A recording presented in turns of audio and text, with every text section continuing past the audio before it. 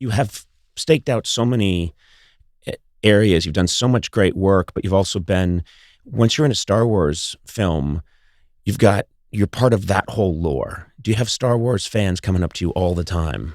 Not all the time. It is a cult. It is, yeah. There's so many movies and spin-offs now, I think. No, you're diluting the whole thing. I think that's my personal thing. And but yeah, occasionally, you'll say, oh, there's kids after a Star Wars autograph, and I don't want to give autographs. We're in an airport. Oh, it's not the kid. It's the grandfather. There he is. Or the dad, horn-rimmed glasses and a beard. Yeah, yeah. And they become 11-year-olds, Yeah. Did you enjoy, because I know that you and Ewan McGregor got to use the lightsabers. Did you have fun with those? We did. The first time we actually had to pull the lightsaber, and there's only a handle.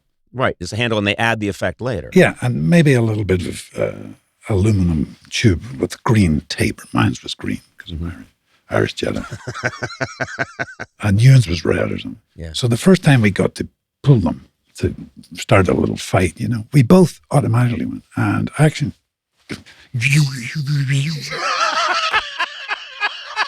Wait, you were doing that with your mouth? I know. George said, let's cut there. Boys, we can add that in later. Don't worry about it. Yeah, of course, we knew that. Twat. That's hilarious. I wish they had left that in. Wouldn't that be so great? You two just spitting at each other. God, that would be so funny looking. That would be fantastic. I had this lovely makeup and hair lady, and Scottish. Mm-hmm. And I was supposed to be doing a scene with this little flying sort of monster that was this kid that would eventually be Darth Vader. He's 9 years of age. Sure. It was a big, long scene with this flying things. No, what do you want? That's all this sort of stuff. And I didn't know what this thing was going to look like. So I'm acting to a guy with a stick and an orange or a green tennis ball stuck in the top that's going to be eventually this flying little monster. Right. And so I'm in the makeup, so I got my wig on, my beard and all that stuff. And she says, oh, Liam, makeup lady says, I did see, a mock-up of the wee monster. You could be a monkey smoking a pipe. No one's going to be looking at you. Because that's right. Isn't that nice to hear just before you go out? Before you do. And I had a lot of lines to say on this thing, to this tennis ball, And right enough, you see the scene, it's like, oh, wow, that's amazing. What are you doing here, Jedi? I'll show you. You idiots. You don't need to make the sound with your mouth.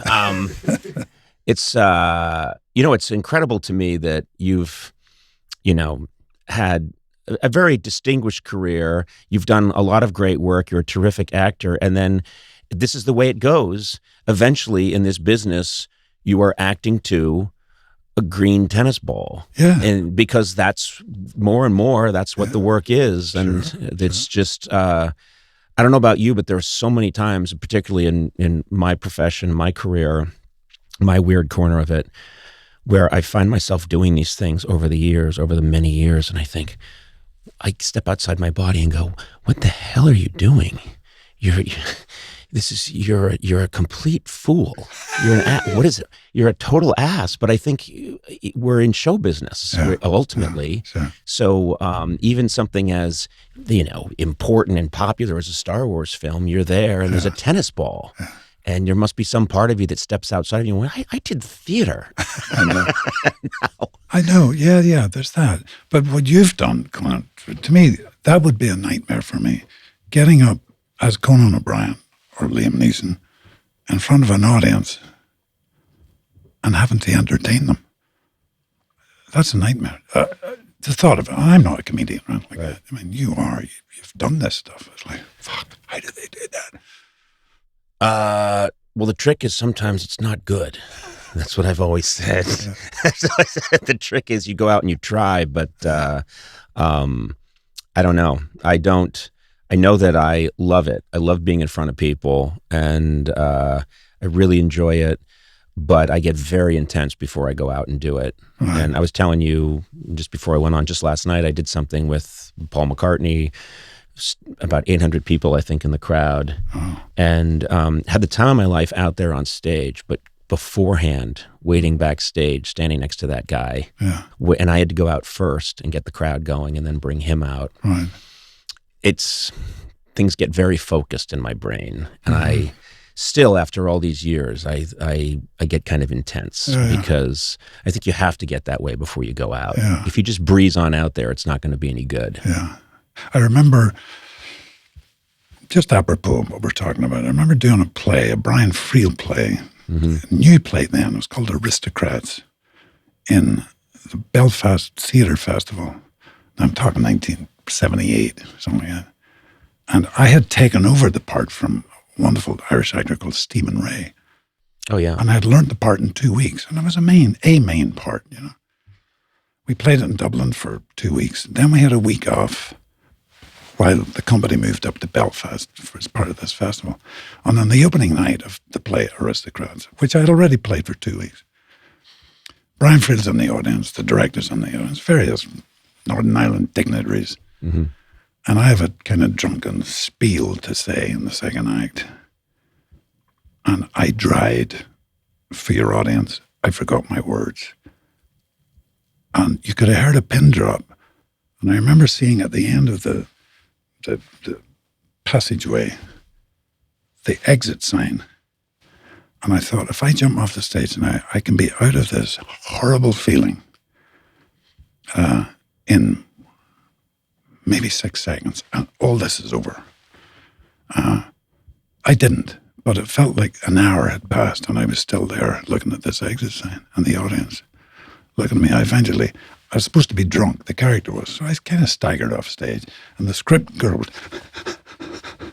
she wasn't following it at all. Anyway, when I got off stage, I remembered the line, and I staggered back on again and resumed the performance. So it came back to you? It came back to me, but I'll never forget that moment of absolute terrifying fear. Mm-hmm. And I kept thinking, I sometimes get obsessed with the World War I. Mm-hmm. The Battle of the Somme, things like that. Because I had a neighbor in my street who served in the Somme twice.